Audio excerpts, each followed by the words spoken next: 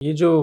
بلوچستان کے حوالے سے ہمارے ہاں عوامی طور پہ ایک رائے ہے کہ وہاں جو حکومت ہے، ایک تو وہاں سرداروں نے کام بڑا خراب کیا ہوا ہے، پھر ظاہر ہے جو اس وقت جو چیف منسٹر ہیں وہ خود سردار ہیں، بہت بڑے قبیلے کے سردار ہیں، پھر ان کو عوامی طور پہ بہت زیادہ سنجیدہ، یعنی ہمارے ہاں جس طرح ڈسکشن ہوتی ہے کہ یہ تو بس ایسے ہی جس کا دل کرتا ہے ان کو بٹھا دیتے ہیں پھر اتار دیتے ہیں۔ تو آپ نے تو وزیر اعلیٰ، گورنر، کور کمانڈر، سیکرٹری داخلہ، ان سب لوگوں سے بریفنگز لی ہیں، تو ان کا آپس میں یعنی جو ہماری فورسز ہیں یا پھر ہماری مینجمنٹ انتظامیہ ہے، آپ کو بھی کوئی وہ گیپ نظر آیا جس کا ذکر ہوتا ہے عوام میں کہ یہ حکومت تو بس ایسے ہی برائے نام ہے اور اداروں کو ان کی سپورٹ حاصل نہیں ہے؟ اس حوالے سے تھوڑا سا۔ جیسے میں نے پہلے بتایا کہ ہمیں وہاں جا کر معلوم ہوا کہ بلوچستان جو ہے نا، یہ صرف ہم جیسے یہ سمجھتے ہیں کہ یہ ایک صوبہ ہے،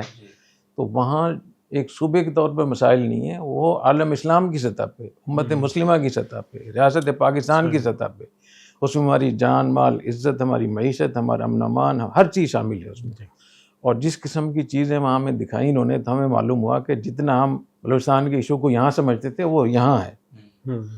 لیکن اس کی اصلاح کے لیے جو فیلڈ مارشل صاحب نے اور شہباز شریف صاحب نے، وزیر اعظم صاحب نے جو اقدامات کیے ہیں وہ میں آگے بتاؤں گا، وہ الحمدللہ اس سے کہیں اوپر ہے۔ اس لیے میں یہ سمجھتا ہوں کہ جہاں ہمیں افسوس ہوا حالات کا معلوم، اس سے زیادہ ہمیں خوشی ہوئی کہ اس کا وہ حل جو ہونا چاہیے، جو ہم جو بھی سمجھدار آدمی جو پاکستان سے مخلص ہے اس کا جو حل پیش کرتا ہے، وہ حل کیا ہے کہ ہمارے تمام اداروں کو ایک پیج پہ ہونا چاہیے جی، اور جو بھی ہمارے ایشوز ہیں، چاہے وہ امن امان کے حوالے سے ہو، چاہے وہ پولیس اور فوج اور ایف سی کے حوالے سے ہو،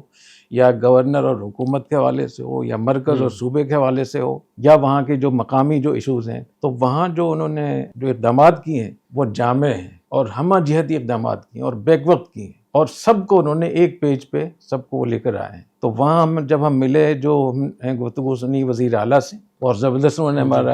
ہمارے سامنے پورا کیس رکھا۔ اس کے بعد پھر ہماری ملاقات ہوئی گورنر صاحب سے، تو گورنر صاحب جو ہیں وہ نون لیگ کے ہیں اور وزیر اعلیٰ جی، لیکن آپ یقین کریں کہ 100% ان کی ایک بات۔ اس کے بعد پھر ہم وہاں انتظامیہ کے پاس چلے گئے، سیکرٹری داخلہ حمزہ شفقات صاحب، تو انہوں نے جو ہمیں تفصیل سے بتایا تو وہ انہی کی تشریح تھی جو ان دونوں نے، وزیر اعلیٰ نے جو کچھ ہمیں بتایا تھا، جو گورنر صاحب نے کہا تھا، اور اتنی تفصیل کے ساتھ انہوں نے ماشاءاللہ ہمیں دکھایا پوری چیزیں، اعداد و شمار بھی، اور اس میں انہوں نے کہا کہ 85% اس وقت جو ہے نا وہ افغانستان سے ہو رہا ہے، جو بھی کچھ ہو رہا ہے بلوچستان میں 85% افغانستان کی حکومت اس میں ملوث ہے، اور ہمارے پاس پورے آگے ثبوت موجود۔ بشیر زیب ہے، وہ قندھار میں رہ رہا ہے، تو وہاں جو ایشوز ہیں وہ بہت بڑی سطح کے ایشوز ہمیں، تو ہم نے وہاں دیکھا کہ جو سیکرٹری داخلہ ہے انہوں نے ان کی تشریح کی، پھر ہم پولیس کے پاس جب گئے تو آئی جی پولیس طاہر صاحب، ایک تو ماشاءاللہ ان کی تجوید بڑی زبردست تھی، میں نے ان سے مزاحاً کہا کہ ایسے لگتا ہے کہ آپ ایک پہلے سے کسی پولیس محکمے سے آپ فارغ ہو کر آئے ہیں، تو بڑے حیران ہوئے۔ میں نے کہا کسی قاری صاحب کے ہاتھ لگے ہیں،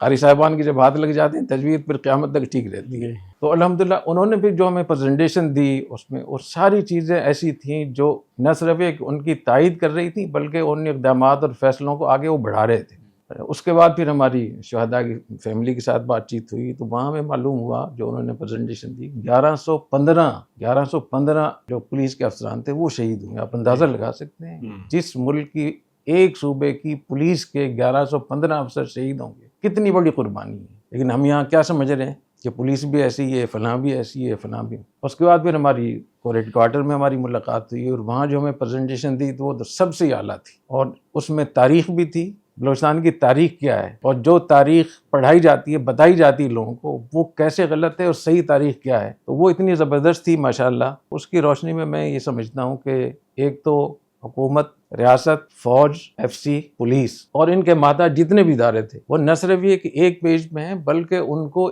ایک ہی اس سے سب کو ڈیل کیا جا رہا ہے، یعنی ان سب کی کارکردگی لائیو ایک دوسرے کو آ رہی ہوتی ہے، صحیح، اور ہر آدمی دوسرے سے واقف ہے، یعنی گورنر اور جتنے بھی لوگ ایک دوسرے سے واقف ہیں کہ ہماری فورسز، ہماری پولیس، ہمارے محکمے، ہماری انتظامیہ وہ کہاں کہاں کام کر رہی ہے،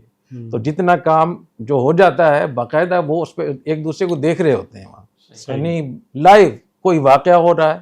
اس کے کچھ نتائج ہیں، کچھ اس میں کچھ زخمی ہیں، کچھ شہید ہوئے ہیں، کچھ گرفتاریاں ہوئی ہیں، تو باقاعدہ اس کا انتظام ہے، پورا سب کو پتہ، پورا فگر کس نے کیا ہے،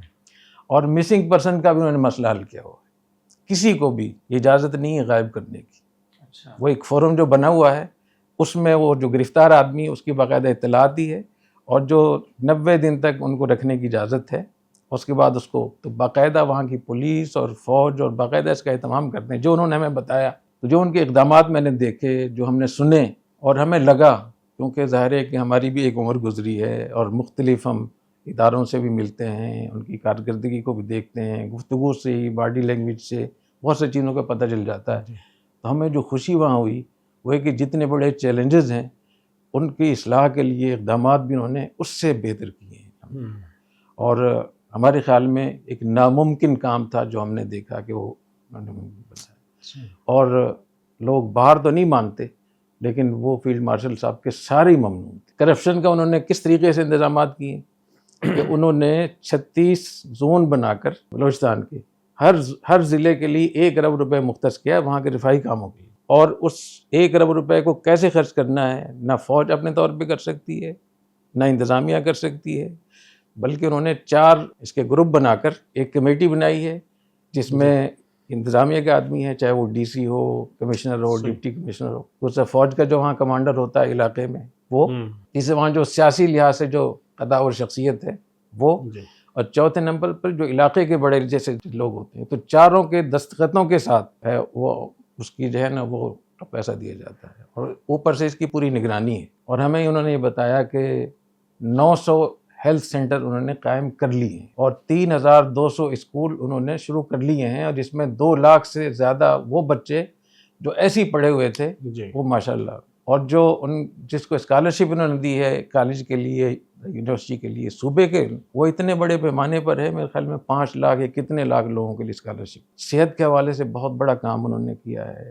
امن امان کے حوالے سے بہت بڑا کام کیا ہے. اور خاص طور پہ یہ جو ہے نا کہ اس نے بلوچستان کو کیسے بہتر کرنا ہے اس کے حوالے سے، کرپشن کو ختم کرنے کے حوالے سے جو مینجمنٹ ہونی چاہیے، تمام اداروں کا ایک پیج پہ آنا اور ایک دوسرے کو پتہ چلنا، وہ بہت اعلیٰ قسم کے ہم نے دیکھی. اور وہاں میں ہم نے یہ بھی دیکھا کہ یہ ٹیکنالوجی کا استعمال کر رہے ہیں اس کے لیے. تو اگر مینجمنٹ میں ٹیکنالوجی استعمال ہو صحیح تو پھر اس میں کرپشن کرنا بھی بہت مشکل ہو جاتا ہے اور اس میں 2 نمبری کرنا بھی بہت مشکل ہو جاتا ہے. تو ہمیں وہاں جا کر یہ معلوم ہوا کہ جو ماڈل ہمیں نظر آیا کہ سارے ادارے، سارے ڈپارٹمنٹ اور سیاسی پارٹیاں، اب اندازہ لگائیں کہ گورنر جو ہے وہ PLMN کا ہے، نون لیگ کا، اور جو وزیر اعلیٰ ہے وہ، لیکن وہاں جا کر آپ کو نہیں محسوس ہو. ہماری ریاست، ہماری حکومت، ہماری جو سیاسی پارٹیاں ہیں وہ بھی الحمدللہ وہاں میں، یعنی حکومت میں جو لوگ ہیں میں ان کی بات کروں. ایک بات بہت اہم ہمیں یہ لگی کہ وہاں کے وزیر اعلیٰ ہیں،